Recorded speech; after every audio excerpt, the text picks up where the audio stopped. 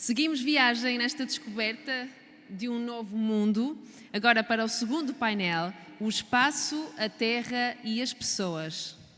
Quando falamos em espaço, a nossa mente remete-nos para o espaço sideral, vasto e escuro, do qual ainda pouco conhecemos, é verdade. Quantos de nós já não se questionou sobre o que existe lá, o que ocupa todo este espaço imenso que nos circunda?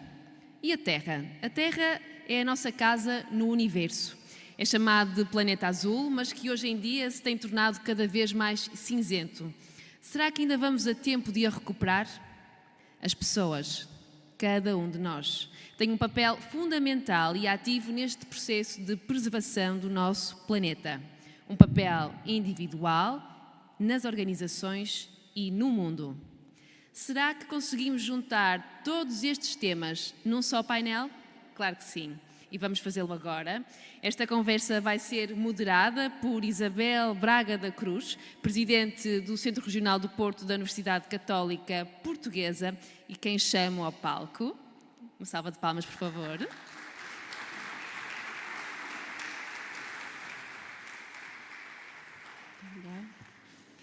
Neste segundo painel vamos contar com a participação de Ricardo Conde, de Portugal, presidente da Agência Espacial. Vamos ainda contar com Pedro Ribeiro da Silva, especialista em planeamento do território também de Portugal e que está aqui presente e quem chama ao palco, por favor. Uma salva de palmas.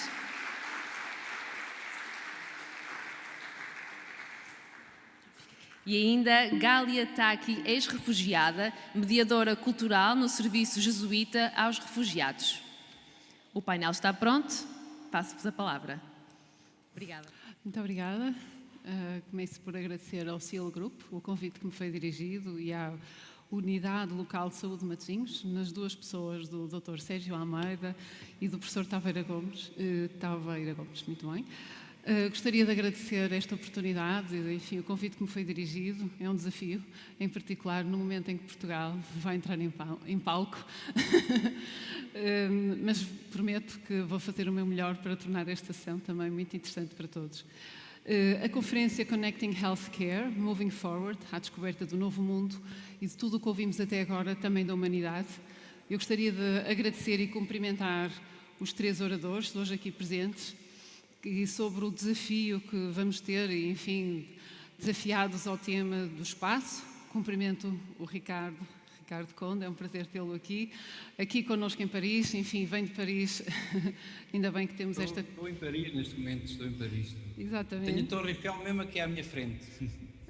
Muito bem, muito obrigada por ter vindo. E hoje o desafio de hoje prende-se com o tema do espaço, da terra e das pessoas.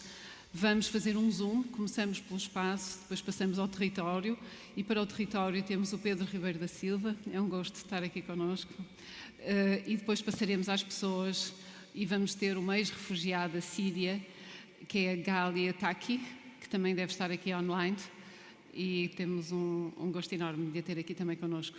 Todos com experiências muito interessantes, com partilhas muito estimulantes que vamos hoje ter a oportunidade de ouvir e de certeza que ninguém vai sair daqui indiferente. O objetivo é ouvi-los, mas também, em conjunto, refletirmos sobre este moving forward, à descoberta de um novo mundo.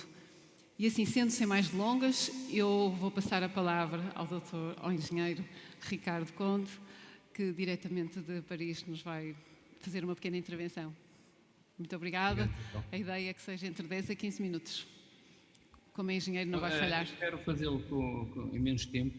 Boa tarde a toda a gente. De facto, eu estava com receio, falei com a Isabel sobre isto, estava com receio que esta interação fosse presencial, porque eu estou exatamente aqui no meio de um conselho da Agência Espacial Europeia para, nem de propósito, definir alguns dos programas que a Europa está envolvida no domínio do espaço. Eu tenho aqui uma pequena apresentação. Eu posso fazer o share da apresentação? Sim. Alô? Posso? Sim, eu não sei se me dão a ver. Sim, não é? Conseguem ver? Sim.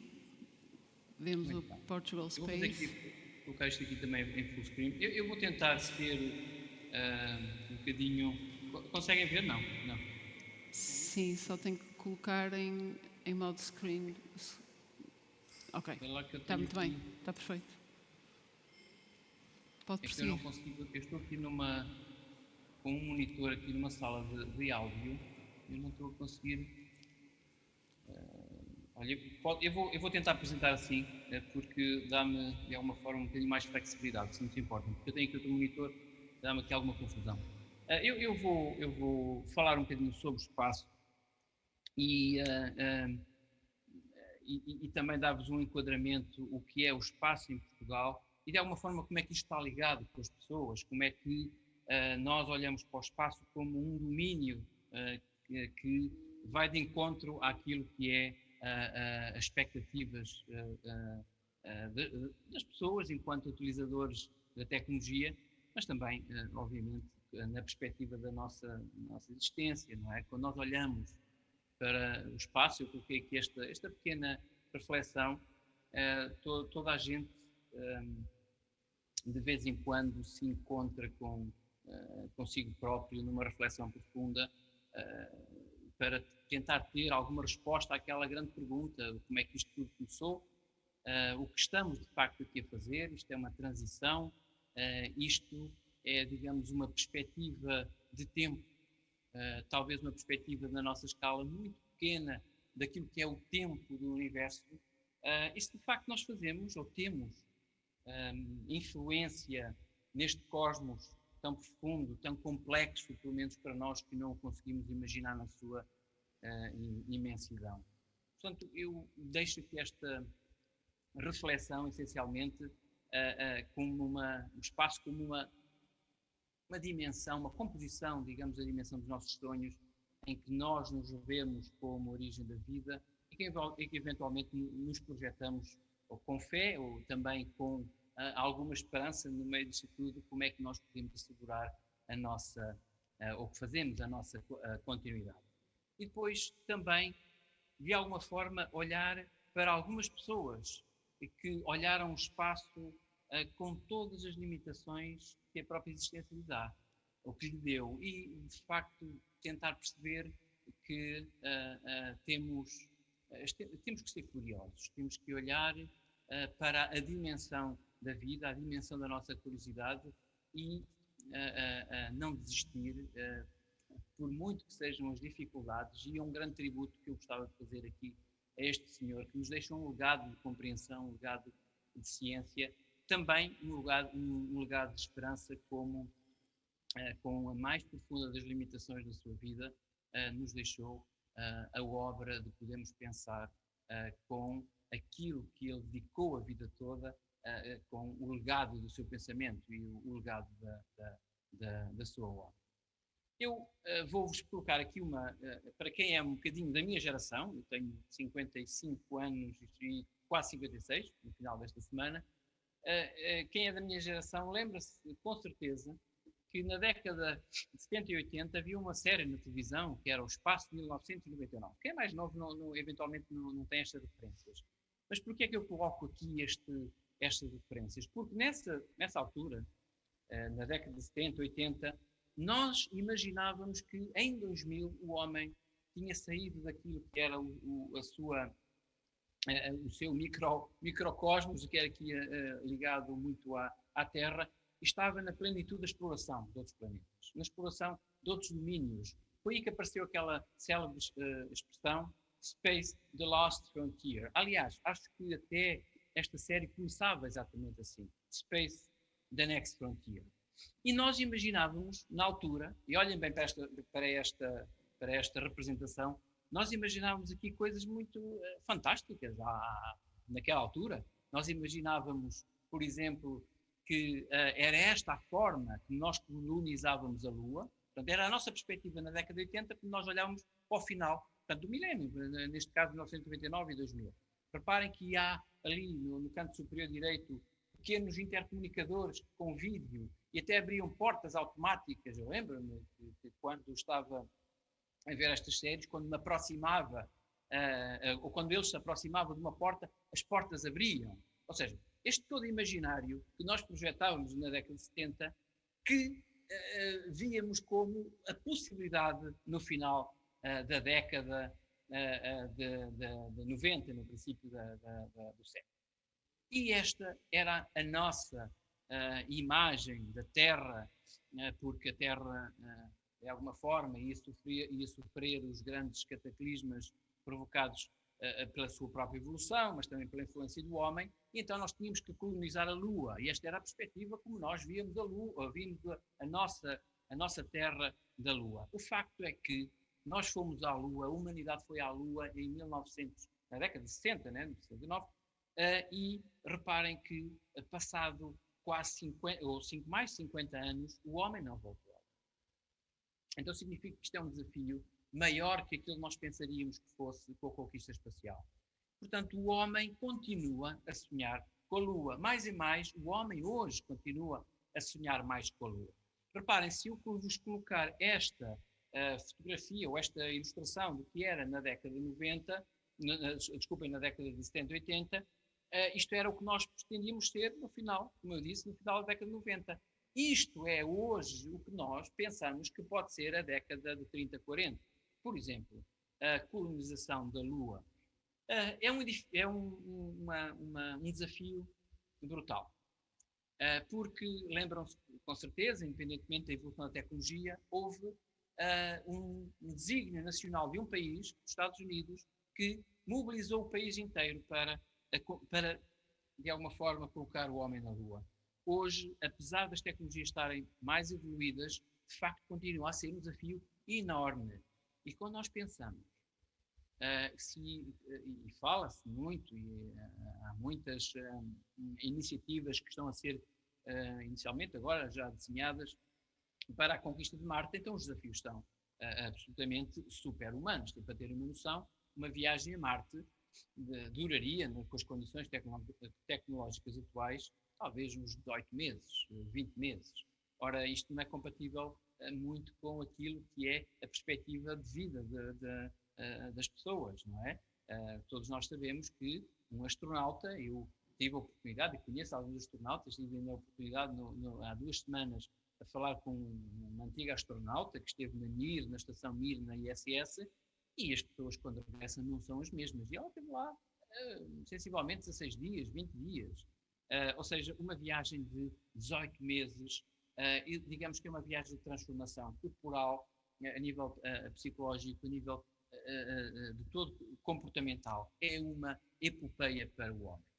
E eu digo isto porque isto, de alguma forma, liga àquilo que são as grandes ambições nossas, eu digo, globais, na conquista do espaço.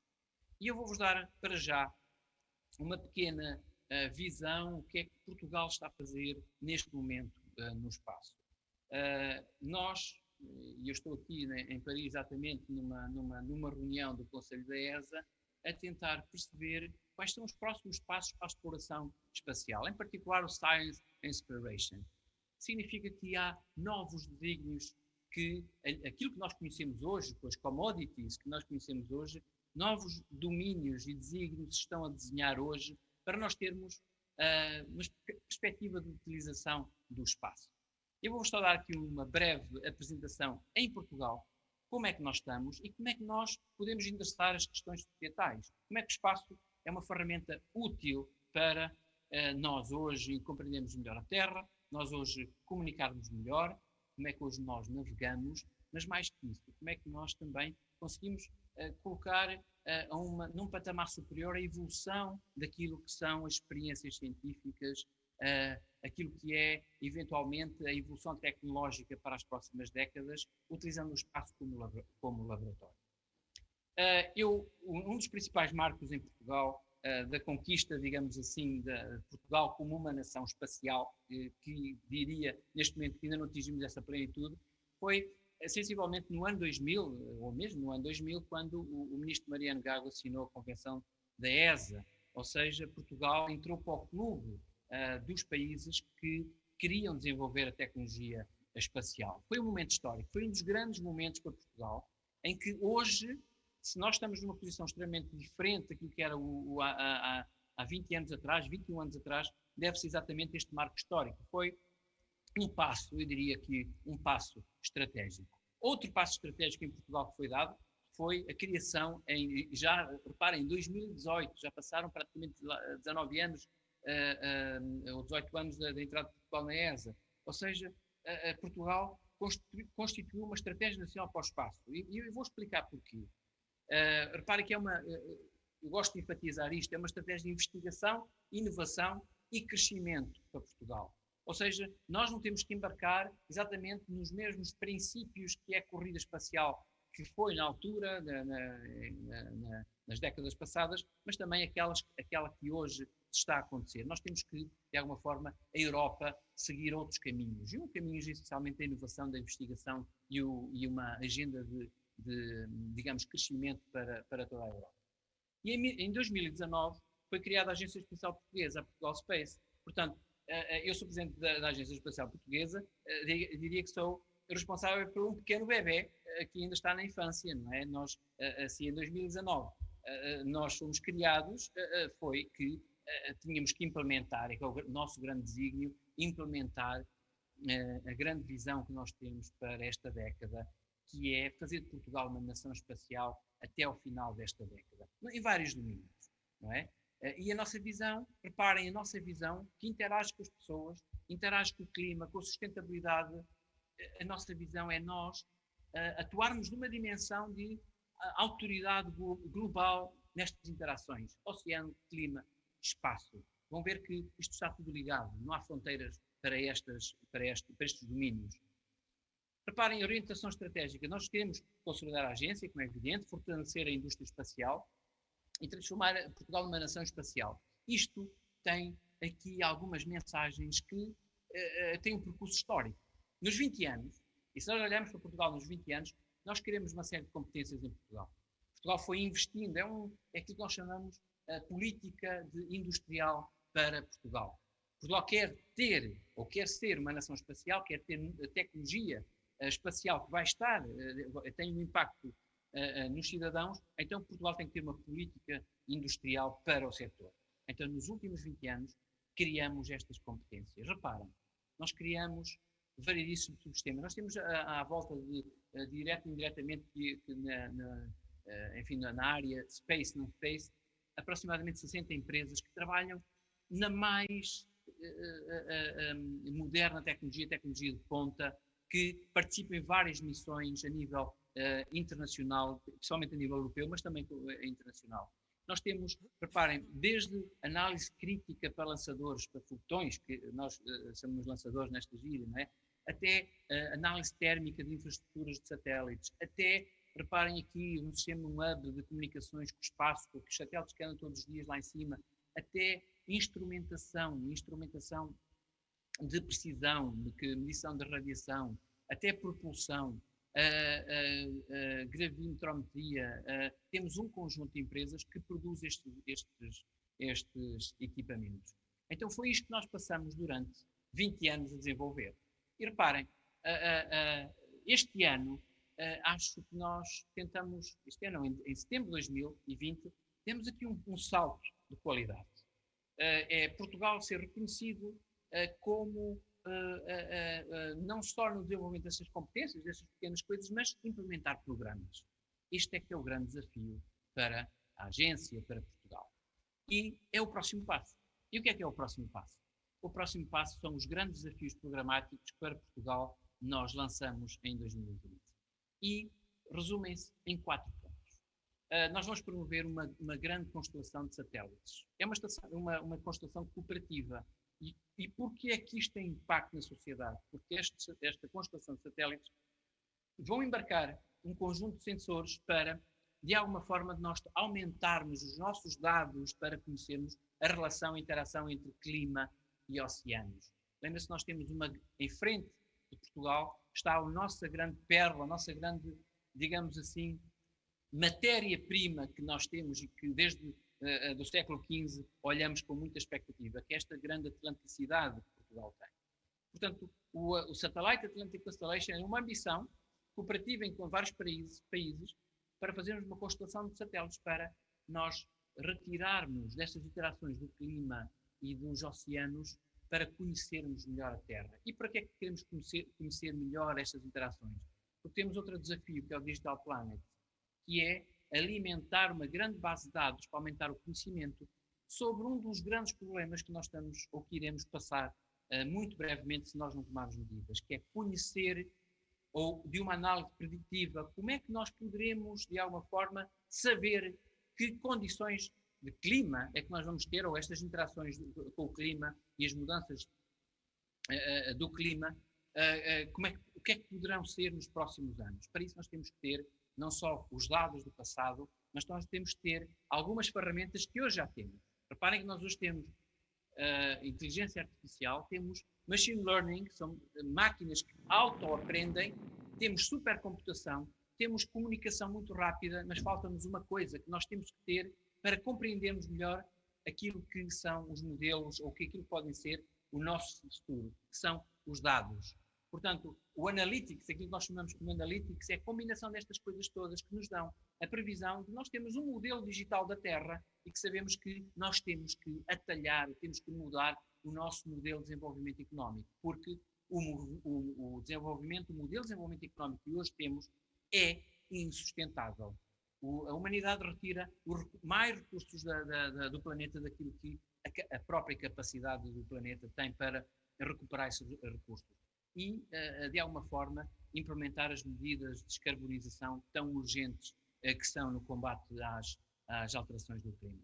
Depois o Space Connectivity é outro desafio, e o Space Innovation, que assiste também nos Açores, que é não mais do que Portugal dotar de acesso ao espaço, ou seja, lançadores, um pequeno spaceport, umas pequenas infraestruturas para dinamizar este ecossistema. Mas o mais importante aqui, eu diria mesmo que é e o impacto que tem, não só no desenvolvimento tecnológico, mas em particular nas relações com o clima e os oceanos, é a Atlantic Constellation e o Digital Planet, as grandes flagships. Eu já abordei um bocadinho isto, a olhar para vocês terem uma ideia, isto é uma pequena ilustração não, isto é uma realidade, isto é um pequeno posto espacial que existe na Nova Zelândia, que é o posto espacial da Rocket Lab.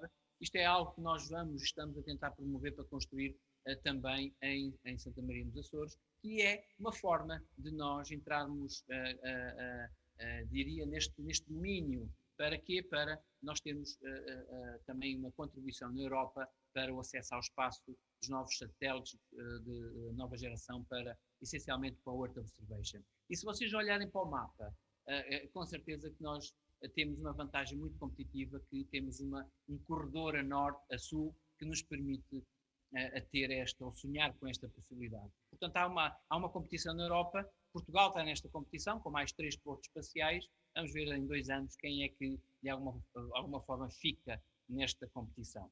E depois há aqui também o chamado o Commercial Space Transportation. O que é isto? Isto não é mais do que um pequeno veículo que está a ser desenvolvido aqui, exatamente, onde estou neste momento, pela Agência Espacial Europeia, em que Portugal participa, em que é um veículo que é um laboratório de experimentação.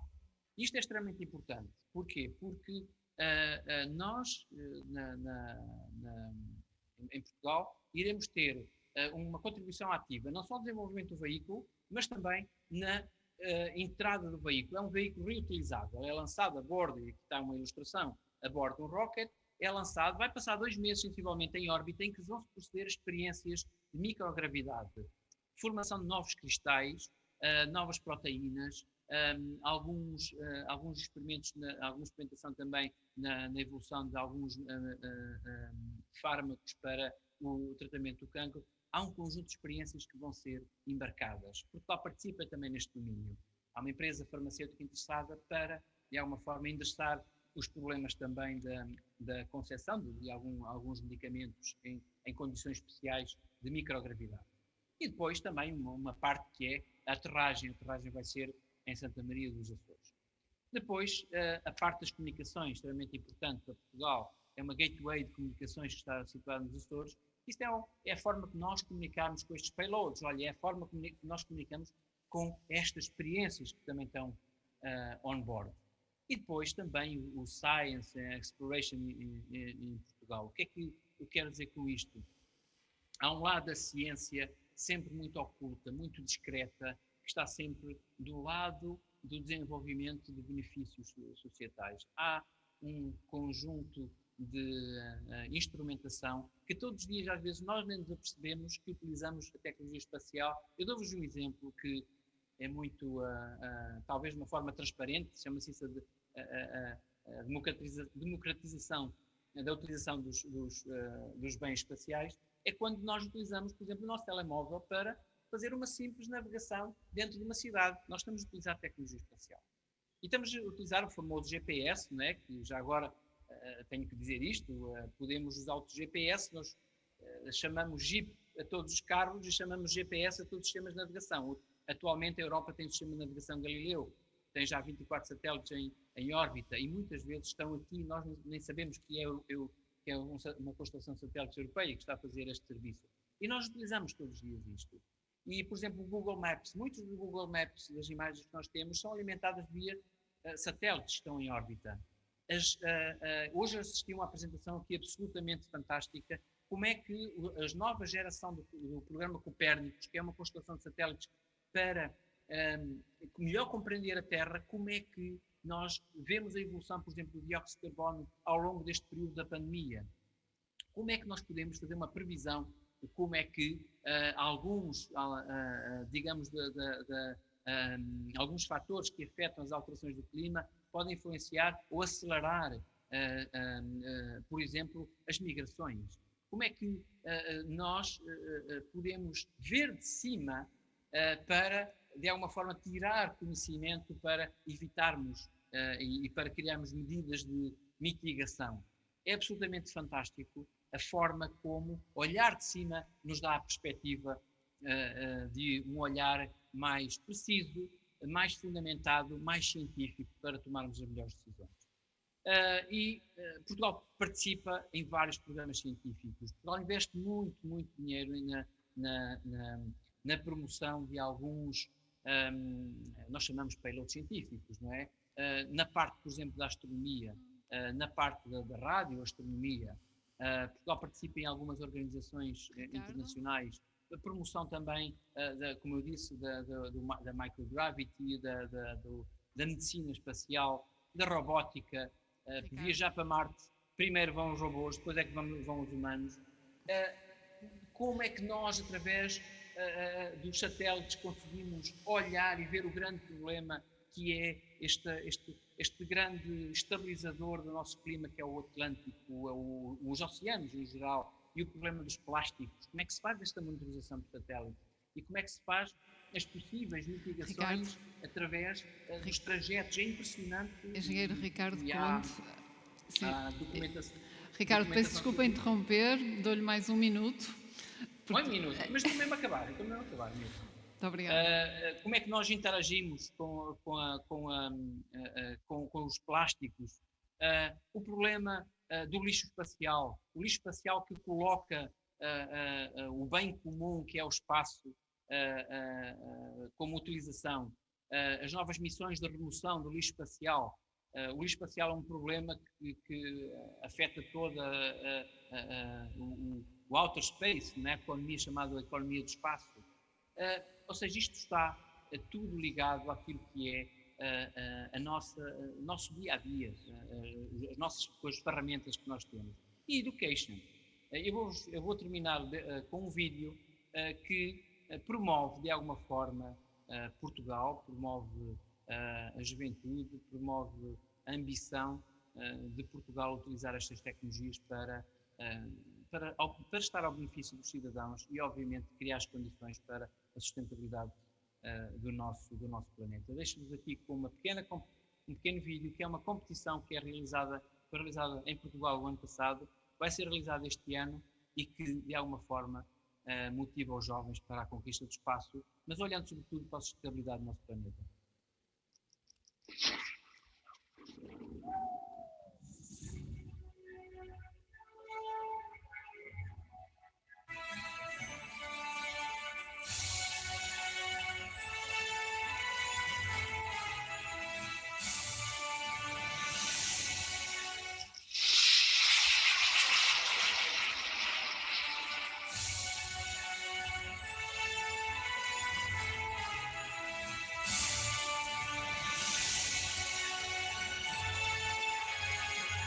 É uma competição universitária ao nível europeu, a primeira que se faz na Europa, em que o objetivo é promover nova geração de combustíveis para lançadores mais ecológicos, para nós, de alguma forma, colocarmos em órbita os nossos satélites, para de alguma forma nós conhecermos melhor o nosso planeta e contribuirmos assim para a sustentabilidade do nosso planeta.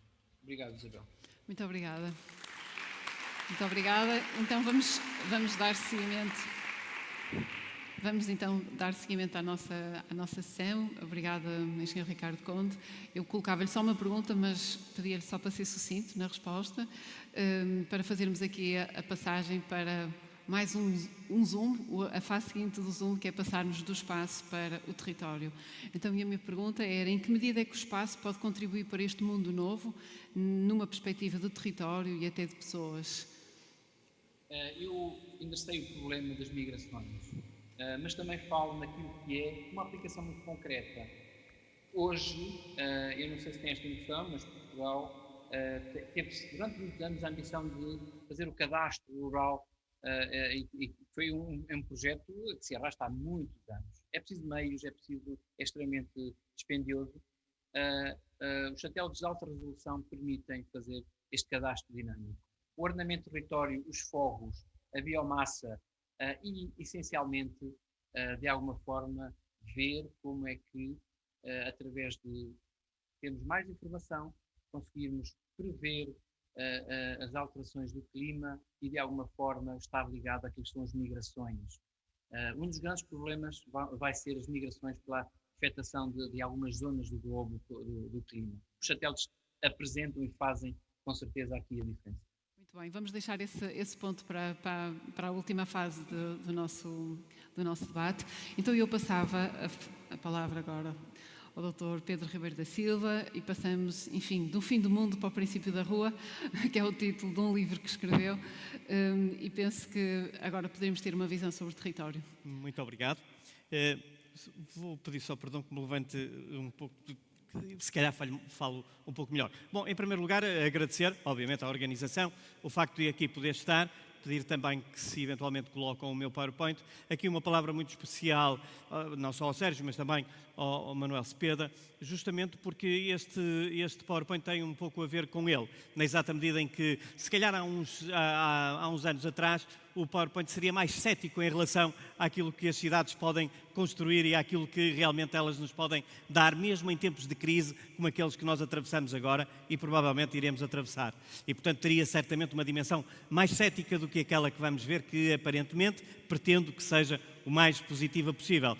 E talvez, como o Manuel tenha aprendido também, essa expressão de, no meio mesmo em crises difíceis, nós temos sempre uma palavra amiga, temos de encontrar uma comunidade que pode participar connosco na reconstrução quando eventualmente julgamos que por vezes estamos sozinhos. Não, efetivamente, esse é o meu grande agradecimento. O que trago aqui é justamente os desafios da cidade, e foi isso que me propuseram, os desafios da cidade do futuro. É claro que não tenho uma bolinha mágica para poder eventualmente aqui traduzir aquilo que nela vejo, mas talvez detectando o processo e as tendências e sobretudo perspectivando as situações que vão ocorrendo, nós podemos ter, enfim, retirar daqui alguns cenários que nos podem ser relevantes. Desde logo o primeiro, para ser pacífico, obviamente a matéria da humanização e da descarbonização são elementos essenciais da cidade do futuro. Se de alguma vez nós podemos dizer, ou por algum motivo podemos dizer, bom, mas são duas circunstâncias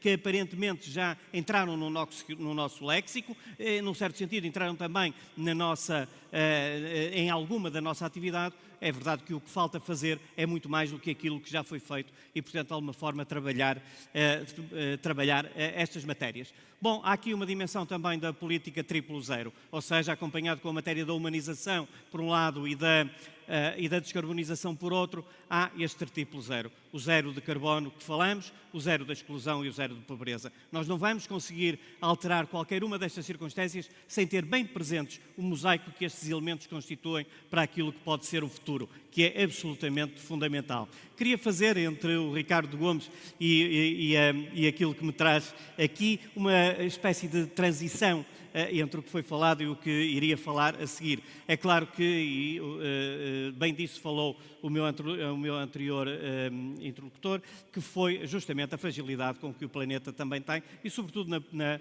resposta que deu à questão muito bem colocada por Isabel Braga Cruz, aqui nossa superior moderadora. A verdade é que estamos com um planeta frágil e nós temos essa tendência. Ele é tanto mais frágil quanto a globalização ganhou o espaço próprio. Portanto, qualquer coisa que aconteça em algum ponto do mundo, nós, muito pouco tempo depois, nós estamos aqui a ter essa influência. Muito pouco. Dizemos até no mesmo dia nós podemos ter essa influência, mesmo que seja no outro ponto do mundo. E isto não é uma novidade recente, mas o impacto que ela traduziu e aquilo que ela nos convocou para uma resposta coletiva, essa sim tem tido alguma novidade do ponto de vista da apreciação. É realmente um mundo frágil, percebemos que é um mundo frágil, outra coisa não poderia ser, porque nós próprios também o somos em muitas circunstâncias e, portanto, nesse aspecto. Mas, ao mesmo tempo que ele é frágil, por outro lado, ele também é substancialmente resistente, resiliente, se assim quisermos, porque encontramos as medidas necessárias para tal. É claro que temos que falar muito daquilo que é o produtivismo, aquilo que é o extrativismo e aquilo que é o consumismo. Se teremos nós culpa neste processo, enquanto todos um conjunto de bens que, a dada altura, serão incomensuráveis naquilo que é a exploração do mundo e que para nós, por vezes, são absolutamente insuficientes, o que é uma pergunta que se deve colocar de alguma forma. O turismo tem também. Também, só para fazer a transição muito rapidamente, talvez dizer que, de repente, nós podemos estar a falar do universo e da maior ou da mais pequena cidadezinha ou da mais pequena aldeia, que tem exatamente o mesmo tipo de influências, mas que também tem exatamente o mesmo tipo de resposta e, se calhar, até respostas maiores do que as grandes cidades sempre foram tendo ao longo do tempo. E, portanto, de alguma forma, esta é uma típica vila portuguesa, é a cidade de Sines, a vila de Sines, a cidade de Sines. E, portanto, de alguma maneira, estamos aqui presentes a algo que... Qual é a sua dimensão global? Qual é a sua dimensão global para aqui? Sim? Mais ainda? Ok. Qual é a sua dimensão global? Podemos estar a falar realmente a partir desta paisagem, mas realmente a dada altura temos que, de um momento para o outro, ela tem justamente esta expressão. Começa por ser uma vila pescatória, para depois, nos anos 70, vir a ser construído um porto. É interrompido o projeto, em certa medida. O porto tinha uma grande propensão, na exata medida em que é as águas profundas, um porto de águas profundas e com capacidade de responder a algumas das nossas necessidades. Mas o que é que acontece agora? Justamente pelas matérias da questão da economia, da ecologia e da segurança. É que ele tem a capacidade, uma vila pequena como esta, tem a capacidade de responder e de ser uma enorme porta de entrada de Portugal ou de saída, se assim quisermos, dos elementos essenciais. As autoestradas marítimas são hoje um aspecto absolutamente determinante na distribuição de mercadorias e, portanto, de alguma forma, aquilo que era aquela pequena cidade se transforma, do ponto de vista global, numa vila e continua a ser uma vila. Para nós, eu e a engenheira Paula Teles, que aqui está comigo também, temos o gosto de lá trabalhar, ela continua a ser uma pequena vila, continua a ser um espaço de uma comunidade muito próxima de todos e, de alguma maneira, ela é já uma autoestrada marítima. Por outro lado, percebemos também que esta pequena vila já tem a receber aquilo que é o mega centro de dados, não é? Ou seja, vamos ter nesta dimensão aquilo que é o cabo submarino de ligação de fibra óptica por uma ligação direta entre a Europa e a América do Sul. E, portanto, vimos esta semana e nas semanas anteriores, a capacidade desta pequena vila de realmente ter uma possibilidade de responder ao mundo numa questão ambiental muito relevante, aqui na pegada de carbono líquido zero e também destacando o papel do mar no nosso contexto e, portanto, esta pequena vila que nós vimos inicialmente, uma vila pescatória, tem hoje e em pouco tempo, num ano e meio, se assim quisermos dizer, uma capacidade de resposta que nós julgávamos não perspectivar.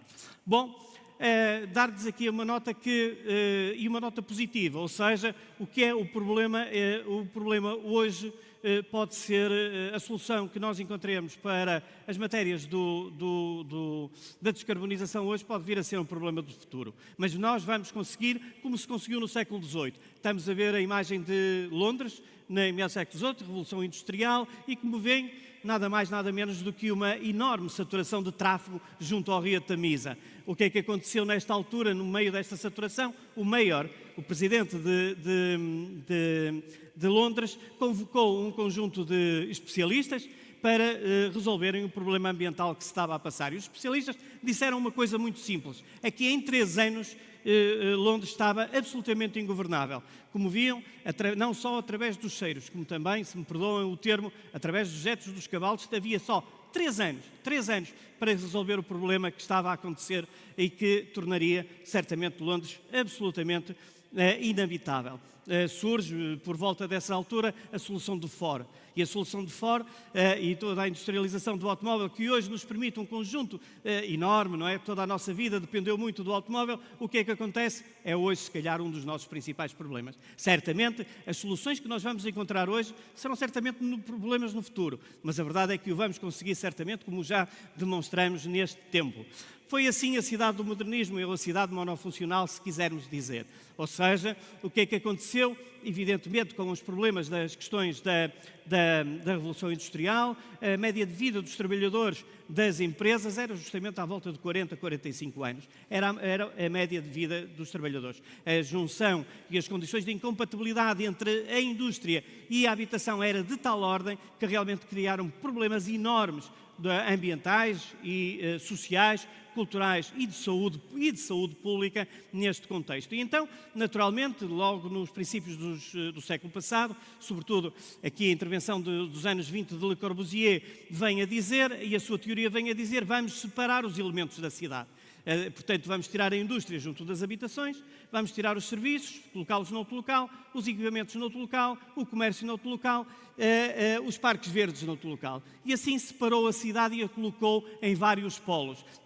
Naturalmente, a partir daqui, o que é que nós temos que fazer? Temos justamente que fazer as ligações entre estes pontos através, obviamente, de locomoção mecânica e nas várias opções que ela nos dava. É assim que surgem os projetos de Corbusier e toda a sua ideia, e à nossa direita, Brasília, que representa bem isso, exatamente, a segmentação das cidades, que teve como base a resolução do problema que então havia de uma mistura de incompatibilidades de funções, para hoje, eventualmente, poder ser um dos nossos grandes problemas, porque para nos deslocarmos vamos ter que fazer grandes distâncias e utilizar, por exemplo, a viatura e o motor de combustão.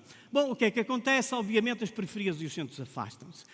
As periferias e os centros afastam-se não só por esta matéria da geografia, não só pela matéria das ligações, mas começa-se a afastar também, e vai-se afastando também, por matérias, obviamente, de solvências económicas das famílias. É conhecido aqui no Porto ou por outra. Em sentido contrário, nós somos conhecidos no país, do ponto de vista da ocupação, pelo grande donut, ou seja, um porto ou um centro vazio, hoje se calhar até, sobretudo, demasiado explorado pelo turismo, mas vamos ver como é que compensamos, e então, na periferia, nos municípios envolventes à cidade do Porto, assim surgiu as habitações de custo de solvências mais económicas e, portanto, a população saiu, e houve tempos em que saiu do Porto cerca de 20 pessoas por dia, há uns anos atrás, da cidade neste contexto. É natural que, de alguma forma, com este afastamento do centro com a periferia, o que é que acontece? Acontece justamente a criação de grandes infraestruturas de ligação, como vemos à direita, do ponto de vista das grandes autoestradas de conexão entre os lugares ou então das grandes infraestruturas de transporte público que aqui nos traz. Acontece, obviamente, aquilo que já estávamos à espera, ou aquilo que eventualmente esperaríamos e que hoje temos connosco, ou seja, a cidade bloqueia. E nós estamos aqui na cidade do Porto, Matosinhos, na sua envolvente, Gondomar, Valongo, etc. E vamos assistindo muito a estas circunstâncias. Ainda hoje, apesar das problemáticas todas, nós temos este problema. Quem vem da A1 e entra na Ponta Rábida, na Ponte Freixo, à hora de ponta matinal, a esta hora de ponta, porque há várias horas de ponta na cidade, tem este problema. Quem vem da A3 pela Faculdade de Engenharia tem esta situação e, portanto, temos uma cidade bloqueada. E mais do que uma cidade bloqueada, somos nós nela bloqueados e as questões ambientais que aqui se levantam. Ou seja, o processo de combustão e emissão de CO2 para a atmosfera é absolutamente violento e vem a dar origem, isto multiplicado pelas grandes capitais do mundo, vem a dar origem a problemas gravíssimos de 33,3% à volta disto, de problemas que temos de matéria ambiental. Ora bem, é o dióxido de carbono, o monóxido de carbono, o óxido de azoto, o ozono, o benzeno, o dióxido de enxofre e as partículas. Chega, não é? Poderíamos certamente aqui dizer mais, mas é suficiente para nós termos problemas graves do ponto de vista da matéria da saúde pública. Se eventualmente quisermos dizer ou testar em muitas cidades da Europa, de resto isso aparece muito na revista de Lancet Planet Health, vem muito aquilo que é as contabilidades de entradas nos hospitais e nas urgências por problemas respiratórios em momentos onde ou não circula o vento ou realmente há um bloqueio enorme do ponto de vista do tráfego. Os exemplos, se quisermos, que trago aqui relativamente às alterações climáticas já são visíveis hoje e são dramaticamente visíveis. O caso de Castanheira de Pera, Figueiró dos Vinhos, Castanheira, Figueiró dos Vinhos e Pedrógão Grande foi um caso de uma onda de calor que surgiu de uma forma violentíssima. Podia ser mitigada, é verdade, podemos falar nos assuntos, as árvores que estavam junto à estrada, bem, podemos estar a falar de pormenores. Mas a verdade poderia não atingir esta dimensão gramática, mas a verdade é que atingiria e a perda de pessoas e de bens seria, obviamente, fundamental para percebermos que já estamos a vivê-la. A questão dos incêndios urbanos, que a dada altura nos passa um pouco porque pensamos que é apenas uma matéria florestal. Não é. O incêndio do Funchal é realmente uma expressão notável daquilo que pode vir a acontecer mais vezes. Aquilo que é uma floresta no entorno das cidades fez com que, obviamente, o fogo fosse caindo, as folhas fossem caindo sobre a cidade e, como dizia o Presidente da Câmara de Funchal, nos dizia que não imaginamos o caos criado, o pânico criado em toda a gente, que não havia um ponto de fuga. O incêndio não estava num lado só. Ele aparecia justamente de toda a dimensão arbórea no contexto e quem conhece aqueles enormes declives no Funchal, e, portanto, ele ia aparecendo de acordo com os ventos e como é que arrastava. Caíam nos telhados e as casas começavam a arder. Não havia ponto de fuga, não se sabia para onde se dirigir. E ele dizia realmente o caos criado e a anarquia criada. E, portanto, cada vez mais acontecerá. Faro, por exemplo, tem hoje um conjunto de tufões. Não tinha. Eles iam certamente para a Escócia e para a Irlanda. Agora, com o aquecimento das águas do Oceano Atlântico, o que é que acontece? Vêm para o sul. Tem hoje as inundações de Albufeira, que atingiram patamares absolutamente que nunca tinha havido uma medição destas. Portanto, nós estamos no quadro das alterações climáticas, não é algo que está distante. Já agora dizer que não é alterações climáticas, o termo é, não sei se está...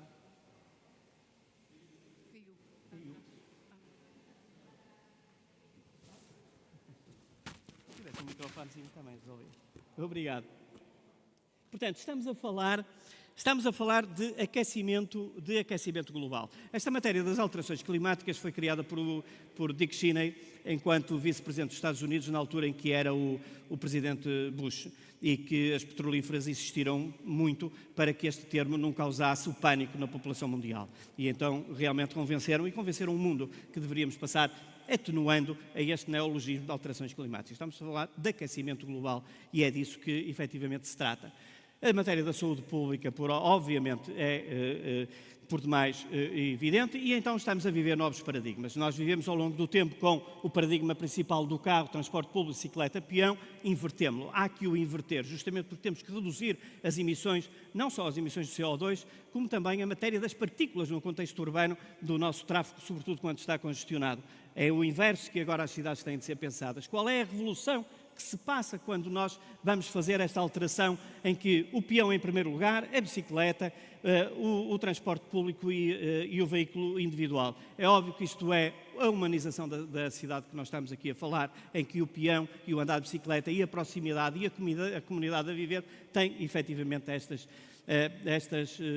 paradigmas novos. Bom, é preciso trabalhar a cidade, novas funções na cidade, e era aqui que eu queria dizer também que os ciclos, qual é a preparação que as cidades, o que é que sentem que as cidades estão a preparar neste contexto de crises, de ciclos muito curtos. A questão sanitária, a questão ambiental e a questão económica têm ciclos curtíssimos. De lá para cá, a económica, nós estávamos num processo de crise em 2008, em 2013 estávamos em amplo crescimento. Provavelmente agora também com o Covid temos esse problema. Do ponto de vista ambiental, já estivemos a ver os vários pontos que efetivamente, os vários acontecimentos, os vários eventos que ela já nos teve em processos muito curtos. Em 10 anos tivemos o problema do SARS, do MERS e agora do Covid. Portanto, vamos esperar que nos próximos, em muito pouco tempo, nós vamos ter certamente mais problemas deste género e de que maneira que as cidades se preparam.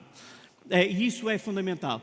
Ora bem, voltando um pouco à maneira como é que partimos da base, ou seja, de alguma forma a cidade construiu-se assim. Nós tínhamos de fazer grandes deslocações, as grandes infraestruturas que nos separavam. Não há espaços públicos, as relações são absolutamente individualizadas nos edifícios e depois a única saída possível é para esta grande infraestrutura. Dizer-lhes, no entanto, se o problema é a cidade, a solução também é a cidade e, sobretudo, será a cidade a solução.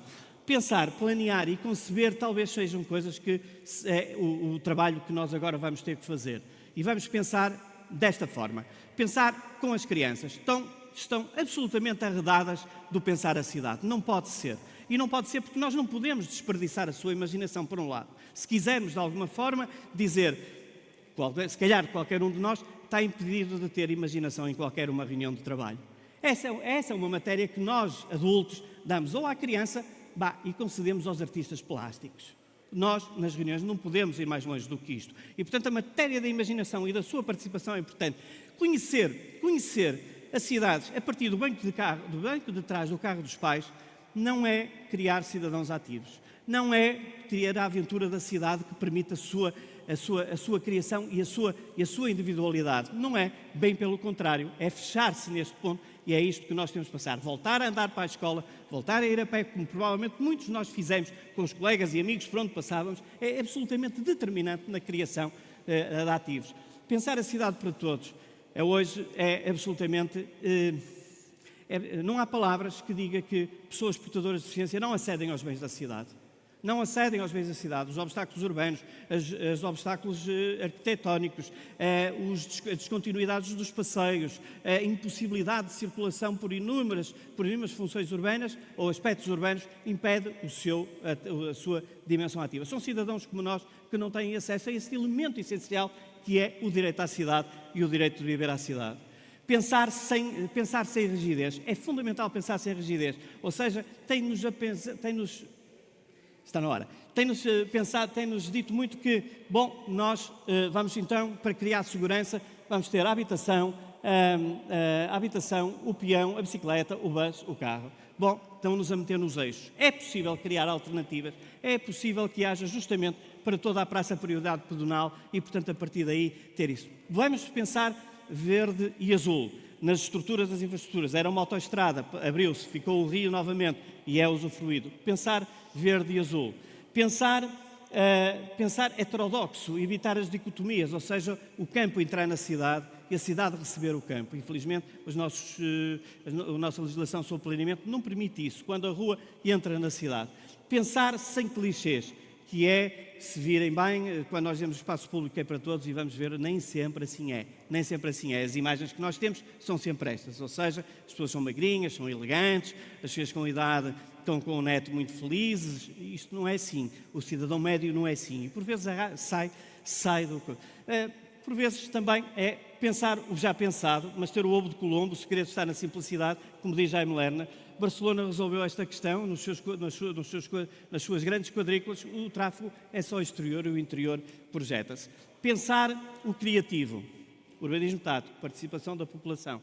Pensar ao contrário, ou seja, é possível fazer essas ruas para as bicicletas e o carro também lá pode passar e não estar sempre a fazer o carro com a bicicleta também lá surgir. Pensar sem excesso de disciplina. O problema da escola, diz Laborinho Lúcio, é o excesso de disciplina, não é o seu contrário. Pensar o habitar, não é só pensar a habitação, é pensar em envolvente. Pensar o multimodal, é poder ir levar a bicicleta e, na subida nas colinas, poder entrar no autocarro e a bicicleta ir com ele.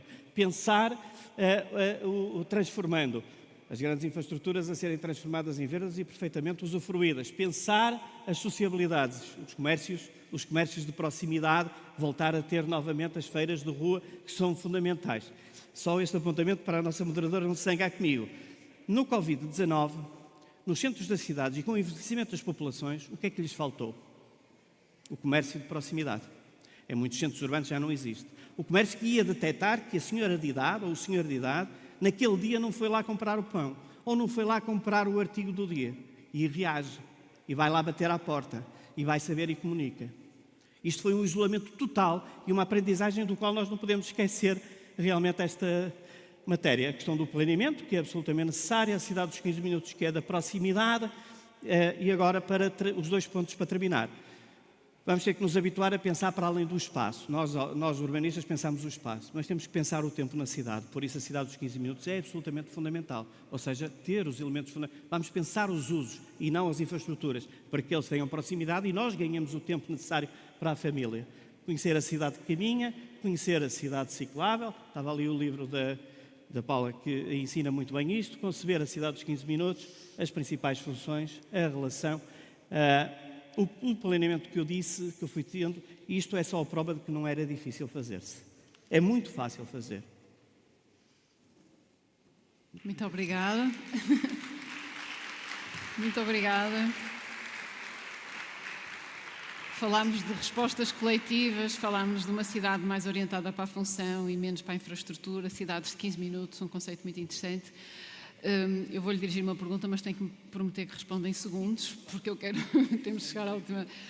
No fundo, como é que nós então podemos chegar a este ponto da cidade, como é que ela se pode adaptar a um futuro? O que é que nós esperamos das cidades, não é? No fundo, como é que ela se pode adaptar para um futuro e nesta ligação à componente das pessoas e para a parte social, para fazermos a conexão para a última Isabel, o oradora. Jaime Leira tem uma expressão muito engraçada, que é, vamos apelar à criatividade. Quando é que nós apelamos à criatividade? Bom, se tivermos os bolsos vazios e não tivermos orçamentos para fazer grandes transformações, muitos dos aspectos que aqui falamos são transformações acessíveis do ponto de vista financeiro. Basta ter vontade política. É verdade que o nosso presidente da Câmara Municipal de Évora, no outro dia, dizia-me: sim, Pedro, coragem eu tenho para executar, mas a coragem também precisa de ser ajudada, portanto preciso de bons argumentos. Ou seja, precisa de um coletivo e precisa de uma comunidade que concorde com estas alterações e estas mudanças. Muito obrigada. Então, sem mais demoras, passamos à nossa oradora Gália Taki, uma ex-refugiada síria, com uma história de vida muito interessante e com muita experiência. Boa tarde, Gália. Como está? Boa tarde a todos. Boa tarde. Bem, obrigada. Muito obrigada. Queria agradecer pelo este convite. É um prazer enorme estar convosco hoje. Pronto, eu vou falar um bocadinho sobre o meu percurso. Eu venho da Síria, Damasco. Eu venho de uma família grande. Sou filha única da minha mãe, mas tenho irmãos paternos. Sou a mais nova e a filha mimada do pai. O meu pai tinha problemas no coração e em 2000 ficou muito doente e morreu em 2001. Era o primeiro choque na minha vida que me obrigou a abrir os olhos e olhar a vida noutra perspectiva. Na vida de cada menina, o pai é o principal apoiador. A morte do meu pai foi um momento de mudança na minha vida, que tornou-se a minha vida upside down. E sempre houve uma fase antes e depois da sua morte. Eu perdi o meu anjo de guarda. E só aqui eu comecei uma etapa de enfrentamento às tradições e aos costumes na cidade onde eu vivia. Naquela altura eu tinha 17 ou 18 anos, estava no 12º ano. Passei o ano, mas eu não tive notas altas para estudar o que é que sonhava.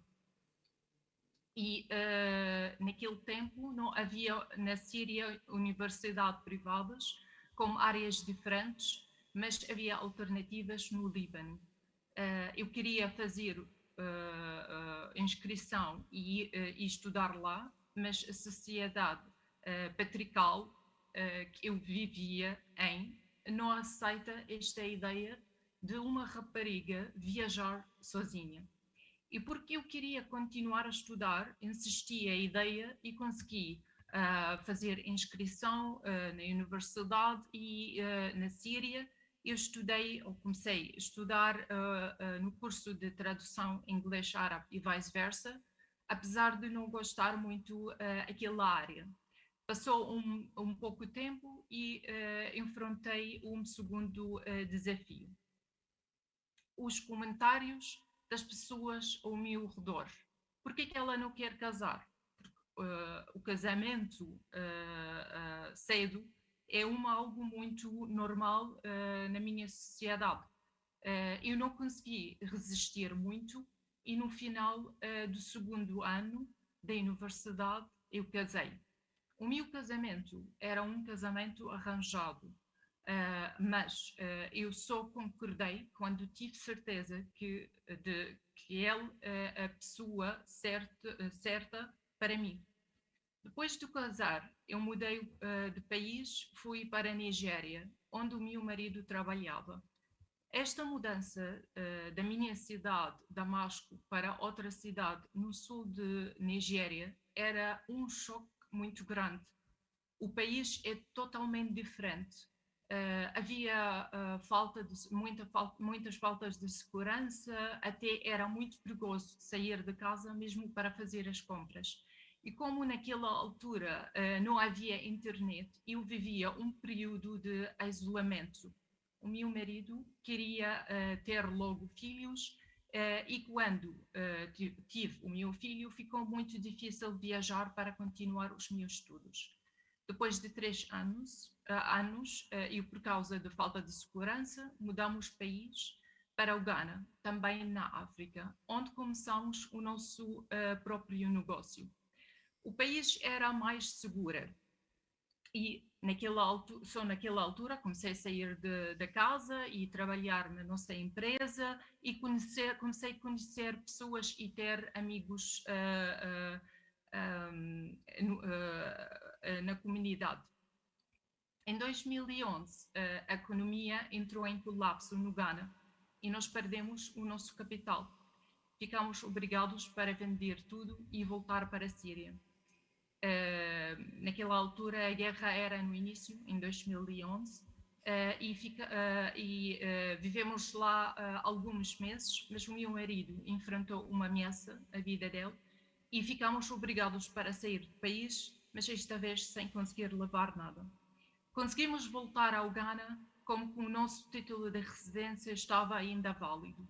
Era muito difícil começar de novo naquela situação econômica. Isto obrigou a nós para começar a pensar em encontrar ou procurar para um país seguro para estabilizar.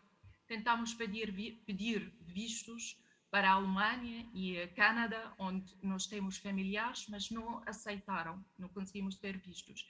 Essas tentativas continuaram até 2014 e depois nós percebemos que é impossível ter qualquer visto como os nossos passaportes sírios, mesmo para os países árabes, infelizmente. Por isso começamos a tentar encontrar alternativas e conseguimos de encontrar um traficante e pagamos 35.000 para comprar 4 passaportes falsos. O nosso destino era Suécia. Fizemos uma escala em Lisboa. Aí começou uma etapa nova na nossa vida. Fomos apanhados e ficamos no centro de detenção, no aeroporto de Lisboa, para alguns dias. Eu estava grávida com 3 meses e meio e perdi no primeiro dia. A minha mãe tinha 70 anos e o meu filho tinha 8 anos e meio. Eu fui muito maltratada lá e enfrentei um caso de discriminação por causa da minha religião e utilizar o lenço. Além disto, não havia nenhuma condições para receber nem crianças nem idosos naquele centro.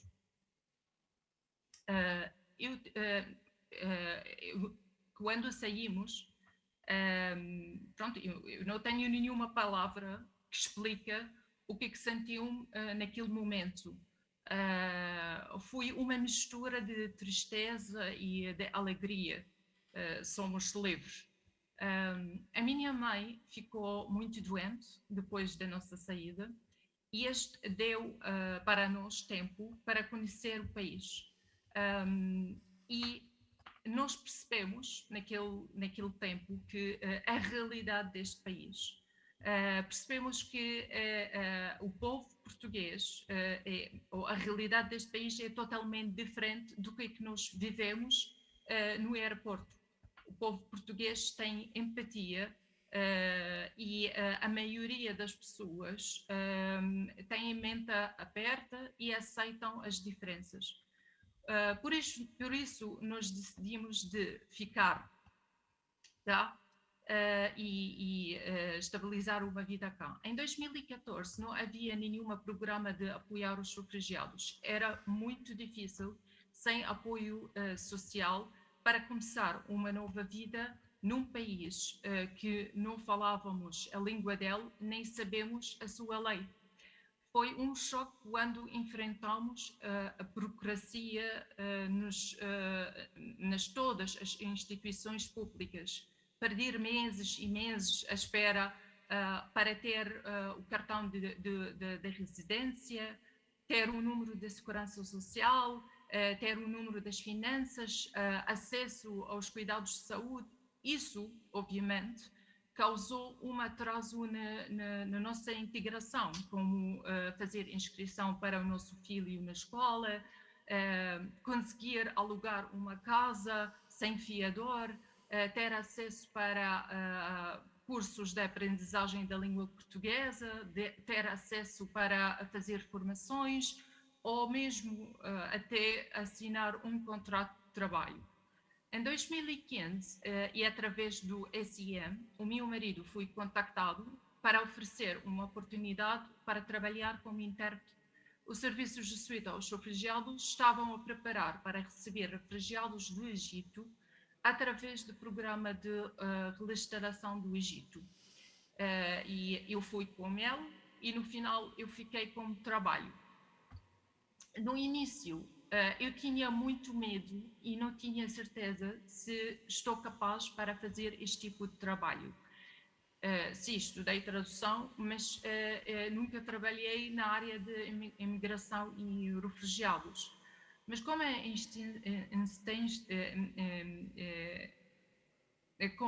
como o apoio do meu marido e ele insistiu muito, e as más memórias que nunca saíram da minha cabeça quando cheguei ao aeroporto de Lisboa e não havia nenhum intérprete para fazer tradução e fomos forçados para assinar papéis de pedir asilo sem explicar o que são estes papéis.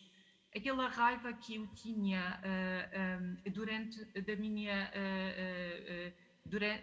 dentro de mim por causa de maltratamento no centro de detenção e o caso de discriminação que eu enfrentei lá, e também aquela experiência que nós ganhamos no nosso caminho de integração, deram motivação para tentar fazer o melhor que eu tenho para ajudar as recentes chegadas. Logo no início, eu comecei a adorar este tipo de trabalho, que tem um impacto muito grande nas vidas das pessoas vulneráveis. Resumindo, encontrei o que é que eu estava a procurar na missão do jesuíta. É acompanhar, servir e definir. Agora, e depois de muitos anos de trabalhar com várias equipas de acolhimento e com o grande apoio dos meus colegas, eu consegui conhecer a comunidade portuguesa por fundo. E além de fazer tradução e interpretação, eu faço mediação cultural e faço coordenação para o projeto que chama-se Bolsa de Intérprete, e também participo nas formações que as equipas de acolhimento e a equipa de comunicação e advocacy nos serviços de jesuítas aos refugiados fazem para sensibilizar as instituições que estão interessadas em acolher os refugiados e para sensibilizar a comunidade portuguesa e os alunos nas escolas sobre o tema dos refugiados. Sim, eu não consegui continuar a estudar e trabalhar no mesmo tempo, mas o desenvolvimento deve ser o foco de nós todos. Como é que serve o seu país? como é que conseguimos ajudar os outros. Não há sucesso sem dar. Então, por isso, eu optei por continuar neste tipo de trabalho. Durante muitos anos, enfrentei muitas dificuldades e obstáculos, o último dos quais foi agora, em fevereiro, lutar contra uma doença muito grave e tomar a decisão de tirar o par do corpo e fazer uma mastectomia. Eu tive hemorragia interna e quase perder a vida. Eu tive muitas complicações. Fiquei internada 5 semanas no hospital. Era muito difícil. Fiquei em baixo muitas vezes e achei que já não tenho força para continuar a lutar. Mas sempre tinha fé forte em Deus e que tudo acontece por uma razão. Nós temos um ditado que diz que tu queres, eu quero, e o Deus escolha o que é melhor para nós. Este mundo é cheio nas dificuldades e cada pessoa tem as suas preocupações, mas nos momentos difíceis conseguimos saber quais são os amigos verdadeiros, que arranjam tempo para ajudar e apoiar. Cada um de nós vai precisar um dia de uma ajuda. Nós não podemos sobreviver sozinhos e por isso o Deus nos criou em grupos. Sempre tento de não focar nas portas fechadas e manter a esperança e aprender com estes desafios. As decepções são a chave para a porta que nós não conhecemos. Esta terra não existe para a pessoa vive a sua vida sem dificuldade. Esta terra é um lugar de adversidade e assim como as histórias do sucesso. Obrigada. Muito obrigada, Gália. Muito obrigada por esta partilha. A Gália partilha-nos que difícil é chegar, mas chegar não é tudo. Quando se chega, há uma nova viagem que se inicia, é uma viagem de inclusividade, de conseguir abraçar, enfim, outros desafios, outras barreiras, e teve a capacidade de nos mostrar que o desafio também se transforma numa oportunidade, e é um caso de sucesso, e com a sua experiência, enfim, também consegue ajudar outros, tanto na função que desempenha nos jesuítas, nos serviços jesuítas para os refugiados, como na plataforma de apoio ao refugiado, e enfim, e a prova, eu não posso distinguir, eu venho da academia, onde os estudos também fizeram a diferença, portanto foi a capacidade de, enfim, nunca desistir e utilizar as suas capacidades ao máximo que permitiu também este sucesso. Eu tenho que lhe dirigir também uma pergunta, portanto, como é que, de tudo do que partilhou connosco, chegamos à conclusão que o contexto também faz mudar e faz evoluir, e como é que este contexto a fez evoluir, a fez mudar, e como é que o território nos impacta? Pronto, impacta, tem influência muito grande, tem influência na maneira como é que a pessoa pensa, até mesmo na maneira como é que a pessoa lida com os problemas. Eu acho que foi óbvio que, no meu percurso, estas mudanças de como é que a minha vida mudou. Mas é uma coisa muito importante só para referir. O ambiente também, a pessoa que vive, as pessoas, têm também um impacto muito grande. Dar confiança e oportunidade para a pessoa, para provar a capacidade dela, mesmo com as diferenças, e aproveitar estas diferenças. Desculpa, para completar o trabalho. Muito obrigada. Eu não sei se tenho mais algum minuto. Ainda Posso... Eu já acho que já estou fora 5 minutos. Eu vivi na Suíça, portanto os timings para mim é um problema. Eu devia ter fechado às 6, são 6:05. Gália, deu-nos uma experiência muito interessante. Eu ainda lhe vou dirigir outra pergunta. Dê-me um exemplo de caso de sucesso e de inclusividade, que foi, por exemplo, a gastronomia. Não quero partilhar uma experiência que partilhou comigo, a questão do restaurante sírio, que foi a via para uma maior inclusividade e uma maior interação com a cidade e com a cultura. Pronto, a Associação Pão a Pão criaram um projeto para ajudar ou dar oportunidade às mulheres e jovens sírios ou iraquianos ou eritreios para começar a introduzir a comida deles e introduzir a cultura deles, a sociedade, para a sociedade portuguesa. E também há muitos exemplos, por exemplo, há um projeto de fazer saponetes. Duas senhoras sírias começaram como apoio de uma instituição da PAR e muitos voluntários para começar um negócio de fazer saponetes sírio. E também dentro no JRS criaram muitas academia ou no ambiente de projeto de formação que a academia do JRS desenvolve. Um dos parceiros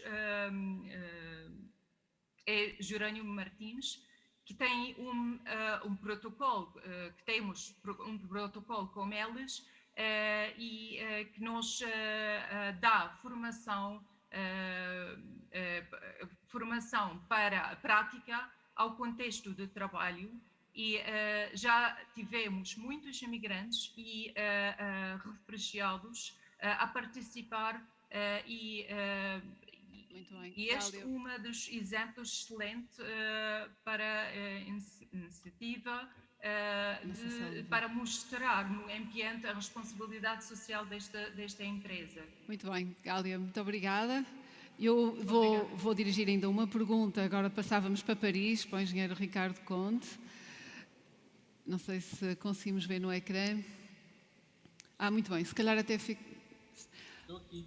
Muito bem. Eu tinha só uma questão, porque agora, para tentar, enfim, passarmos aqui esta última ronda final, falou-nos de alterações do clima, falou-nos de conectividade, falou-nos de inteligência artificial, de big data, de sensorização. Parece que estamos numa revolução tecnológica e a minha pergunta é, como é todo o nosso sistema está baseado neste modelo e como é que nós sabemos que o modelo que está em desenvolvimento é o correto? Qual é que é a sua reflexão sobre isto? Eu diria ao contrário. Nós sabemos que o modelo que neste momento temos está incorreto. Aliás, nós hoje estamos a ser forçados, não só pelos desequilíbrios que fomos provocando, eu gostei imenso da apresentação que foi feita sobre o urbanismo. Aliás, nós sentimos isso todos os dias, ou seja, nós estamos confrontados com uma mudança lenta, nós sabemos que esta mudança está a acontecer, mas não lhe damos a devida importância. Se calhar não lhe damos a devida importância porque temos de alguma forma consciência que é preocupante e é transformadora. Gostei imenso que dissesse que estamos a ver uma revolução. É que é curioso porque nós todos temos muita fé na ciência, não é? A ciência vai-nos resolver o problema, por exemplo, da energia, vai-nos resolver o problema, talvez criar um modelo de desenvolvimento diferente que nós temos hoje, mas o que é certo é que todas as revoluções que nós temos vivido provocam outros problemas, acrescentamos sempre os problemas, porque isto é, de alguma forma, a olhar para o nosso planeta como algo que fosse infinito, de recursos infinitos. E hoje nós vivemos numa década que eu tenho também, de facto, alguma esperança que a convergência tecnológica em várias áreas, no domínio da biologia, no domínio físico, no domínio computacional, também no domínio quântico, com a aproximação aqui de uma nova era de computação, nos transforme de uma forma sustentável a forma como nós vivemos e interagimos com o nosso planeta. Eu gosto sempre de terminar estas discussões com uma expressão do nosso secretário-geral das Nações Unidas: "There's no plan B", ou de alguma forma "There's no planet B".